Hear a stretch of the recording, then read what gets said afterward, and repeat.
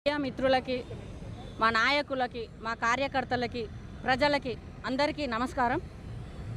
ఈరోజు ముఖ్యంగా ఏదైతే మా నాయకుడైన అరవింద్ కేజ్రీవాల్ గారికి మరియు మనీష్ సిసోడియా గారికి ఏదైతే లిక్కర్ స్కామ్లో ప్రధాన నిందితులుగా చేర్చడం జరిగింది, దాని మీద ఈరోజు Rouse Avenue court clean chit ఇవ్వడం జరిగింది. గతంలో 2024లో ఈడీ, ఎన్ఫోర్స్మెంట్ డైరెక్టరేట్, సిబిఐ వీళ్ళు మార్చ్ 2024 21 రోజున అరెస్ట్ చేయడం జరిగింది.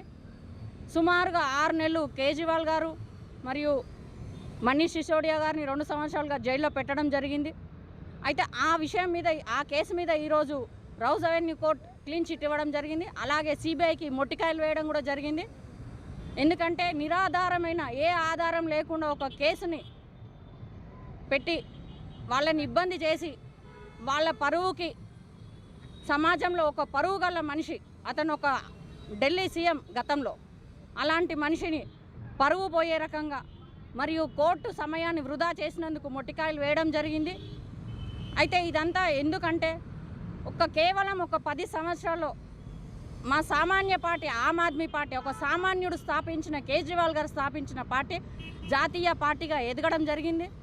ఈ ఎదుగుదలను చూసి మోడీ గారికి భయం పుట్టి ఏదో విధంగా ఆయనని కేసులు పెట్టించి లోపల పెట్టించడం జరిగింది. కాకపోతే ఇవన్నీ అక్రమంగా, అన్యాయంగా చేసిన కేసులు మాత్రమే అని ఈరోజు తేల్చడం జరిగింది.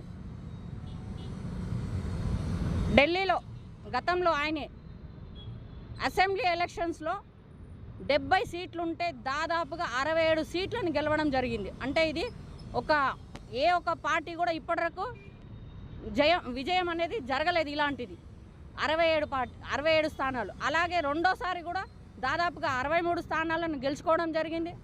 మూడోసారి కేవలం 2%తో ఓడిపోవడం జరిగింది. అది ఎందుకంటే మోదీ గారు ఓట్ చోరీ వల్ల. ఓట్ చోరీ అంటే ఇది మా నాయకుడు ఫస్ట్ లేవనెత్తిండి ఈ విషయాన్ని, ఓట్ చోరీ జరుగుతుందని. ఆ తర్వాత రాహుల్ గాంధీ గారు కూడా దీని మీద స్పందించడం జరిగింది. తర్వాత పశ్చిమ బెంగాల్ సీఎం గారైన మమతా బెనర్జీ గారు కూడా ఈ విషయం మీద ఒక పిటిషనర్గా కాకుండా ఆమె ఒక న్యాయవాదిగా ఈ విషయం మీద వాదించడం జరిగింది. ఈ ఓట్ చోరీ వల్ల మేము ఓడిపోవడం జరిగింది కేవలం 2%తో. దీన్ని మేము ఓడిపోవడం అనుకోవట్లేదు. ఎందుకంటే దొంగదారిన, అడ్డదారిన వచ్చి వీళ్ళు గెలిచిండ్రు. ఇప్పటికీ కూడా మాదే విజయం ఇది. ఎందుకంటే ఒక అడ్డదారిలో వచ్చి గెలిచినప్పుడు మాత్రం అది విజయం కాదు. ఖచ్చితంగా వచ్చే ఎలక్షన్స్లో మా పార్టీ గెలుస్తుంది. మేము అధికారంలోకి